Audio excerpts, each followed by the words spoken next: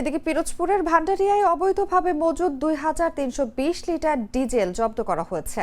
বুধবার গভীর রাতে গোয়েন্দা তথ্যের ভিত্তিতে বিকেলে উপজেলার উত্তর শিয়ালকাঠি ফকির বাড়ির মোড় এলাকায় তানভীর এন্টারপ্রাইজের একটি গুদাম ঘর থেকে ৯৫০ লিটার ও একই গ্রামের বাঞ্চার খাল সংলগ্ন সিদ্দিক মিয়ার বাড়ির উঠান থেকে ১৩৭০ লিটার তেল উদ্ধার করে জব্দ করা হয়। এ সময় উপজেলা নির্বাহী কর্মকর্তা উজ্জ্বল হালদার এবং ভান্ডারিয়া থানার ভারপ্রাপ্ত কর্মকর্তা দেওয়ান জগলুল হাসান উপস্থিত ছিলেন। পুলিশ জানায়, গোপন সংবাদের ভিত্তিতে বুধবার গভীর রাতে একটি বিশেষ অভিযান পরিচালনা করা হয়। অভিযানে তানভীর এন্টারপ্রাইজের গুদামে তল্লাশি চালিয়ে অবৈধভাবে মজুত রাখা ডিজেল জব্দ করা হয়। এ সময় প্রতিষ্ঠানের মালিক সিদ্দিক হাওলাদার জব্দকৃত তেলের কোনো বৈধ কাগজপত্র দেখাতে না পারায় তা জব্দ করা হয় ও ভ্রাম্যমাণ আদালতের মাধ্যমে ৫,০০০ টাকা জরিমানা করা হয়।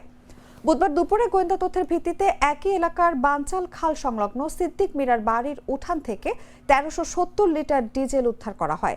মজুতকারী বৈধ কাগজপত্র দেখাতে না পারায় মোহাম্মদ সিদ্দিক মিরাকে ১০,০০০ টাকা জরিমানা করা হয়।